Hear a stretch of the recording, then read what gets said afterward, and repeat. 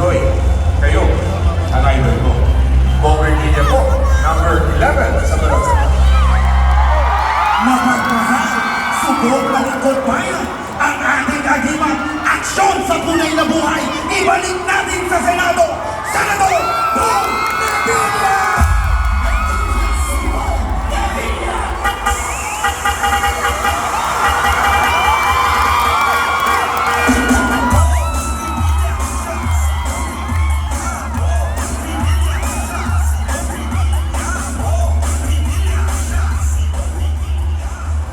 Magandang hapon! Pangasinan! Wala na. Kamusta?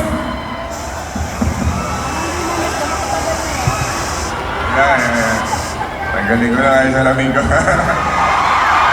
Una po, kami nagpapasalamat mga taga-Pangasinan, mga taga-Taguban, sa inyong napakainit na pagtanggap po sa amin sa Alyansa. At kami po ay naririto upang hingin ang suporta ng bawat isa sa inyo. Kaya, mga kababayan, ang inyong lingkod po si Senator Bong Revilla. Itong taon pong ito, this is my 30th year in public service. Imagine, 30 years na. Ako'y naging vice gobernador ng lalawigan ng Cavite, naging gobernador ng lalawigan ng Cavite, naging DRD chairman ng lumaban sa mga pirata, naging senador noong 2004 at naging senador muli noong 2010, and you made me number 1 senator at that time. Pero nung nangyari yun, nung nag-number 1 ako, giniba ako. Doon na nagka-leche-leche. Pero gano'n pa man, ang inyong lingkod, umangon, lumabas ang katotohanan, nalinis ang aking pangalan. Pero ngayon, yung mga kalaban, pilit pa rin tayong sinisiraan.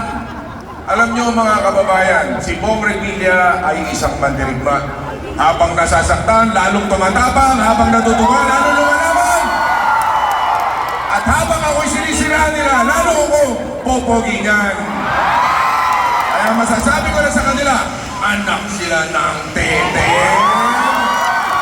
Kaya sa inyo pong lahat, mga kababayan, marami nagtatanong, ano ba nagawa ni Bong Revilla? Si Bong Revilla nakapaghain na mahigit 2,000 panukalang batas at nakapagpasa ng 343 na batas na ngayon. At sama dyan ang expanded centenarian law. Yung sa ating mga lola at lolo na pag umitad ng 80, 85, 1995, meron ng 10,000 pesos. At pagdating ng 100, meron silang 100,000. Pero mga kababayan, maraming nagawa pa. Nandyan ang anti-no permit no exam policy para sa mga estudyante. Kung dati-rate, kapag hindi nakapag-fully pay ng mga magulang sa eskwelahan, hindi na pinagtatake ng exam ang mga kabataan. Ngayon, bawal na yan dahil sa ating batas. Nandyan yung kabalikan sa pagtuturuan. Yung mga teachers natin, yung chong allowance sila. Last year, 5,000. This year, 10,000 na. Palakpakan natin ang ating mga guro. At marami pang gagawin at papasa sa Senado. Katulad ng universal pension para sa mga senior citizen na tigwa 1,000 pesos. Tatrabahuin po namin yan sa Senado. At yung senior citizen, di ba? Pagdating mo ng 60 years old, senior citizen ka na. Ngayon po, gagawin natin 56 years old, senior citizen ka na. Marami lang nagreklamo. Bakit gagawin mo agad kami senior citizen, 56 pa lang? Sabi ko, o sige, huwag natin tawagin senior citizen. Tawagin natin junior senior citizen. Diba? At least yan, kahit 10%, no, para makapag-avail ng discount yung ating mga kababayan. Kasi ngayon, 40 years old ka pa lang, kailangan mo na ng maintenance. Diba? Kaya ang ganyan kahirap ang buhay. Pero umasa po kayo sa grupo ng Alyansa para sa inyo mga kababayan ko. Magtatrabaho po kami. Pangangalagaan namin ang mga magsasaka, pangangalagaan namin ang mga mangingisda. Ipaglalaban namin kayo. Kaya sa inyo pong lahat, umasa kayo. Si Bong Revilla ay ipaglalaban kayo hanggang sa uling patak ng aking dugo. Maraming salamat! Pangasinan! Mabuhay kayo lahat! Thank you very much! Isang malakas na sigawan, Senador Bong Revilla!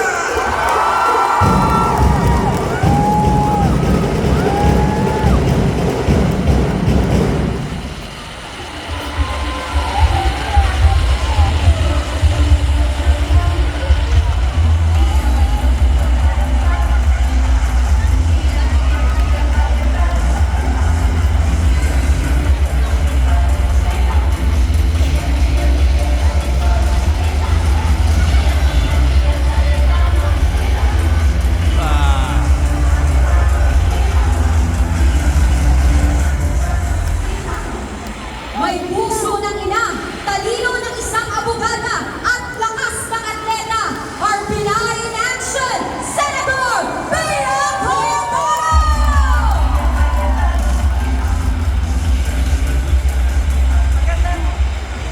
Magandang hapon sa inyong lahat. Good afternoon. Kamusta po kayo? Nice pong magpakilala sa inyo. Ako si Bea Cayetano. Pang-apat na beses ko nang tatakbo bilang senador. Pero obligasyon kong magpaliwanag sa inyo bakit ako tatakbo ulit.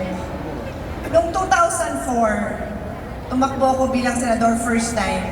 Ang tatay ko noon kakamatay lang, senador po siya, namatay siya dahil sa liver cancer. Ang hindi alam ng marami, nung taon bago noon, ang anak ko naman ang namatay. Ang ikinamatay niya ay ang kanyang rare disease na kakaiba. Siya po ay pinanganak na bulag, bingi, may butas ang puso. Sabi ng mga doktor, hindi yan maglalakad, hindi yan magsasalita. Tama ho ang sinabi ng mga doktor. Kahit saan ko siya dalhin ng doktor, hindi na nga ho ako nag-abala dahil naniwala ako sa mga doktor, wala ng pag-asa yung anak ko. Tinanggap ko po yun. Napakasakit. Taas po ang kamay mga nanay. Masakit, di ba? May sakit palang anak mo, masakit. Mga tatay, napakasakit. Asa ng mga tatay? Oy, mga tatay, Mother's Day na, ha? 2 linggo na lang. Maghanda na kayo ng, kung hindi man rosas, isang halik man lang at magsilbihan nyo ng buong araw. Pwede, mga tatay? Oy, mga tatay, sinabi nyo yan, ha? Ngayon, yung anak ko po namatay. Eh di tumakbo ako, nanalo ako. Doon ko pinaglaban ang kalusugan. Yung tatay ko, na namatay sa liver cancer, ang pinagmula ng liver cancer niya, hepatitis B virus. Kung merong mga BHW dito, alam nyo yan. Sa center, di ba? Sa health center, may bakuna na ang hepatitis B. Hindi na dapat ikinamamatay yung ikinamatay ng tatay ko. Yung sa anak ko, tanggap ko dahil wala akong lunas doon. Pero yung may lunas, tinrabaho natin, ginawa nating batas ang vaccination para sa mga bata. Pinontohan natin yun. Kaya pag nababasa ko sa dyaryo, 2 weeks ago, nagtaas din ho ang insidente ng measles. Nakakamatay din po yun. Ayaw ko makarinig niyan dahil sakit ng ulo ng mga BHW ng panay.